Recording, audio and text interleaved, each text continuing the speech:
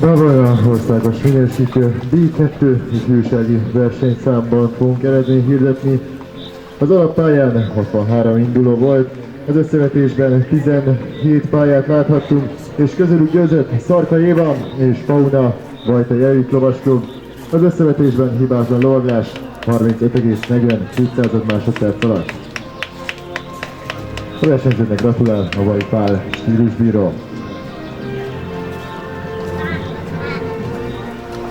A második helyezést szerzett Rel Adrián és Kári Kulcett, Zsákai Kft. Gyöngyös.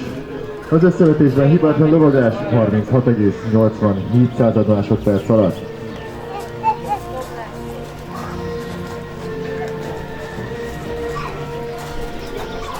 Harmadik lett Sánta Imola és Henry Kanton Lovasklub.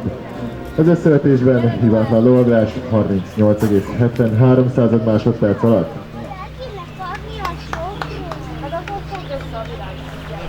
A versenyszámban negyedik helyezést ért el Janik Anna Costa Bravával Colorado Lovasklub.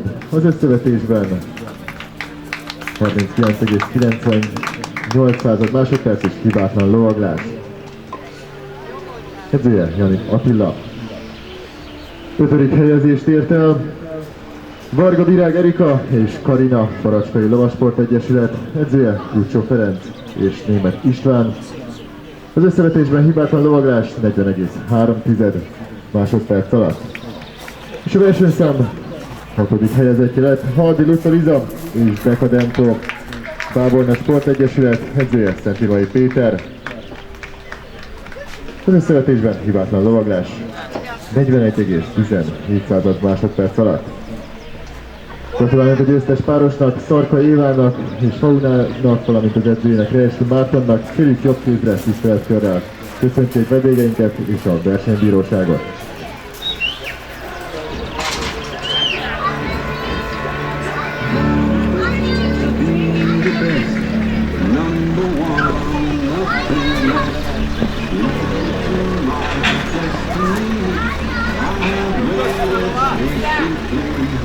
I have been